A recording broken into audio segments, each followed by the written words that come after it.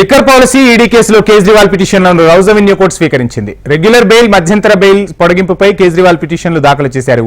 Kejriwal bail పిటిషన్లపై reply file దాఖలు చేయాలని ఈడీని ఆదేశించగా counter దాఖలు చేయడానికి సమయం కావాలని ఎన్ఫోర్స్మెంట్ డైరెక్టరేట్ తరపు న్యాయవాది కోరారు. ఇరుపక్షాల వాదనలు విన్న ధర్మాసనం తదుపరి విచారణ జూన్ 1 మధ్యాహ్నం 2 గంటలకు వాయిదా వేసింది.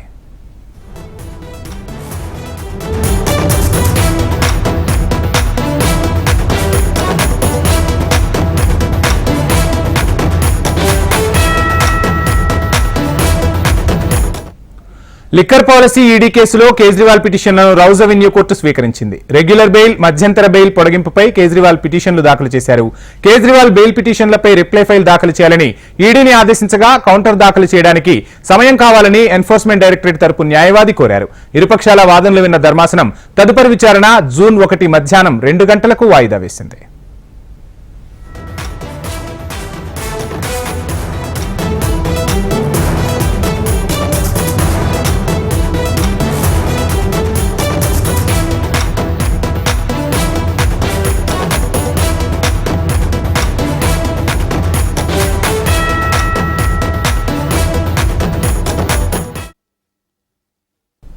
లిక్కర్ పాలసీ ఈడీ కేసులో కేజ్రీవాల్ పిటిషన్లను రౌజ్ అవెన్యూ కోర్టు స్వీకరించింది. రెగ్యులర్ బెయిల్, మధ్యంతర బెయిల్ పొడిగింపుపై కేజ్రీవాల్ పిటిషన్లు దాఖలు చేసినట్టు తెలుస్తుంది.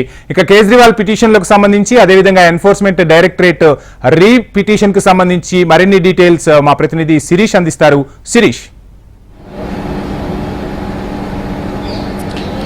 వంశీ, ఈరోజు మధ్యాహ్నం కేజ్రీవాల్ దాఖలు చేసిన మధ్యంతర బెయిల్ పిటిషన్, అదేవిధంగా రెగ్యులర్ బెయిల్ పిటిషన్, ఈ 2 బెయిల్ పిటిషన్లపైన రౌజ్ అవెన్యూ కోర్టులో వాదనలాంటివి కూడా జరిగాయి.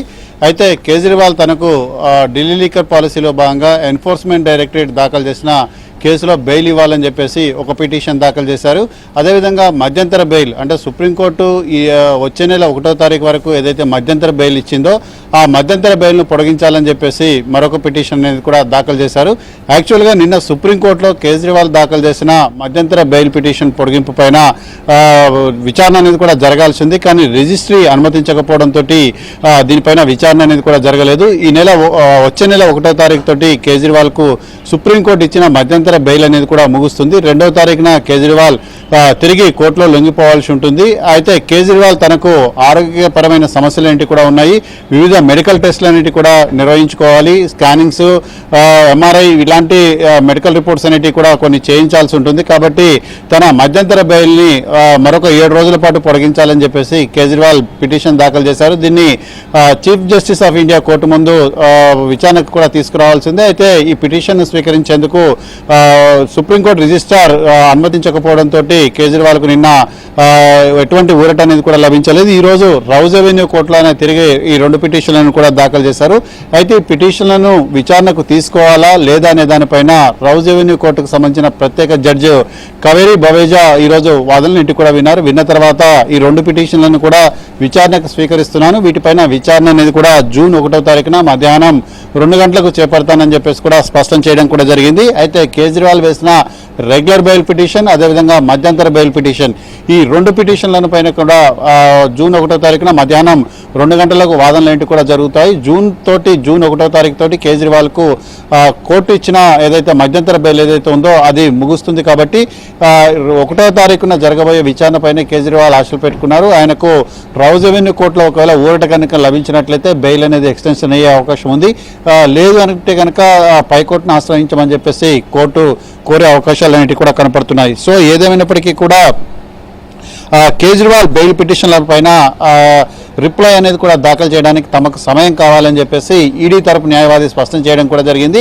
ఎందుకంటే యాక్చువల్గా ఎవరైతే బెయిల్ పిటిషన్లు దాఖలు చేస్తారో దానిపైన వివరణ కోసం వాళ్ళకు నోటీసులు అనేది కూడా ఇవ్వడం జరుగుతుంది.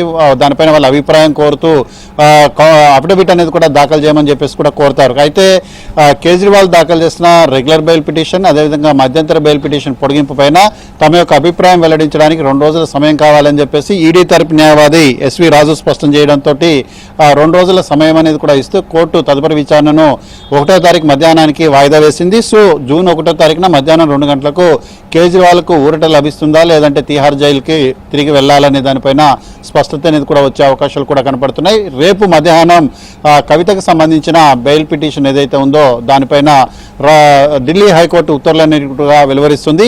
అంటే కవిత ఈడీ అదేవిధంగా సిబిఐ రెండు కేసుల్లో కూడా దాఖలు చేసిన ఏదైతే బెయిల్ ఏదైతే ఉందో వాటిపైన కోర్టు తీర్పిస్తుంది. అంటే బెయిల్ ఇస్తుందా లేదా బెయిల్ను తిరస్కరిస్తుందా అనేది కూడా చూడాలి. కానీ రెండు దర్యాప్తు సంస్థలు కూడా కవితకు ఎట్టి పరిస్థితుల్లోనూ కూడా బెయిల్ ఇవ్వద్దు అని చెప్పేసి వాదించిన నేపథ్యంలో కోర్టు ఎవరి వాదనలను పరిగణలోకి తీసుకుంటుంది అనేది కూడా చూడాల్సి ఉంది. Vamshi, thank you Sirish.